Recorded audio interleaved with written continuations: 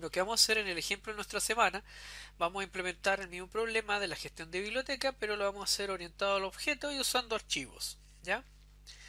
La primera parte, que es la que hemos estado viendo, es el modelamiento de la clase persona. Ya vimos anteriormente cómo podemos crear la clase. Vimos que al definir el método str, permitimos que los objetos de nuestra clase se puedan imprimir y se puedan convertir en string, ¿ya?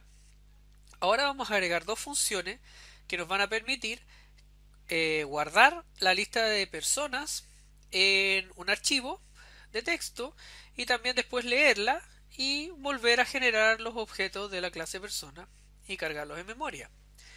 ¿Cuál va a ser la entrada de nuestro programa en este caso? Es un archivo de texto que tiene esta forma root, el nombre de la persona. Entonces, ¿cómo va a funcionar eso? Nosotros lo tomamos como entrada y cuando vamos a usar el método cargar persona para abrir el archivo. Primero, creamos una lista, la lista de personas, que vamos a retornar en vacío, que eso se hace con esto, con los corchetes. Y después vamos a empezar a abrir el archivo. Le vamos a poner personas file, lo abrimos con open, el nombre del archivo es personas.txt y el modo es lectura. Entonces la forma de lectura que vamos a usar es el for que vimos anteriormente. Entonces vamos a ir línea por línea, for línea de personas en el archivo de personas.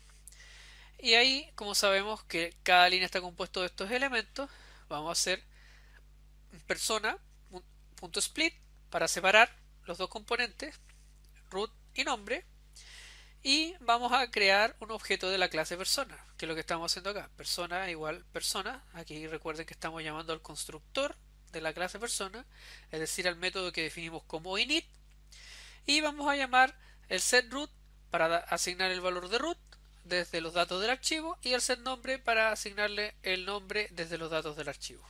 ¿Ya? Con eso ya creamos una instancia de la clase persona y le asignamos los valores que teníamos en el archivo.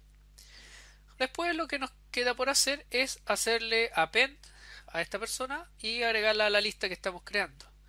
Eso lo vamos a repetir mientras haya línea en el archivo y después que terminemos, recuerden que siempre hay que cerrar el archivo y retornamos la lista de personas. ¿Ya? El guardar es la operación inversa, es mucho más simple porque lo que recibe es una lista de personas.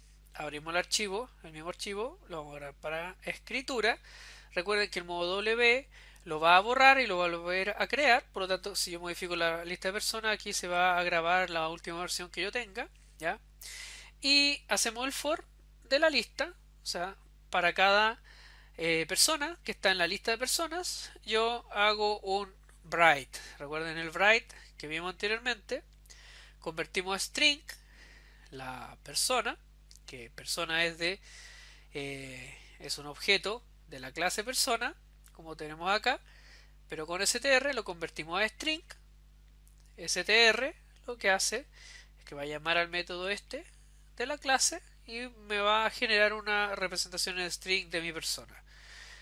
Después yo, para que mi archivo tenga saltos de línea, le tengo que concatenar este carácter \n, que esto representa el salto de línea en los archivos.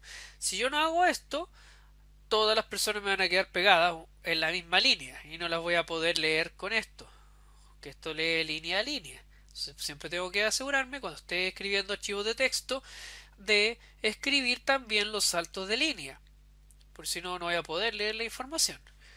Entonces, ¿cómo yo usaría estas funciones? Bueno, creo personas, que va a ser la lista, y llamo a la función cargar personas. Y después aquí en el ejemplo lo único que vamos a hacer es recorrer la lista de personas. Vamos a sacar cada persona y la vamos a imprimir. ¿Y qué resultado nos debería generar esto? La misma información que está en el archivo. Entonces, ¿qué hicimos acá? Pues bien, creamos un archivo de texto y ese archivo de texto lo usamos para cargarlo en nuestro programa como la lista de personas. Y como ven acá, todo se cargó correctamente. Y esto nos permite que nuestro programa sea mucho más flexible, porque aquí yo no tengo, como otras veces, que crear la lista de personas en el programa. Ya yo simplemente edito el archivo de texto y si quiero agregarle, quitarle, modificar el nombre, el root o lo que sea que quiera modificar de las personas, lo hago en el archivo y después simplemente cuando yo ejecute el programa se va a cargar el archivo y se va a cargar la información.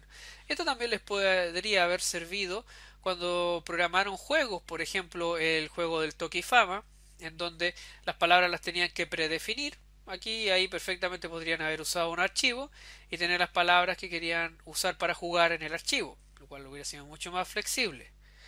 Bueno, ¿qué es lo que vamos a ver ahora como ejemplo en vivo? Vamos a terminar de crear este programa para gestionar la biblioteca y resolver nuestro problema de préstamo de libros, creando la clase libro y implementando los préstamos, pero usando clases y objetos.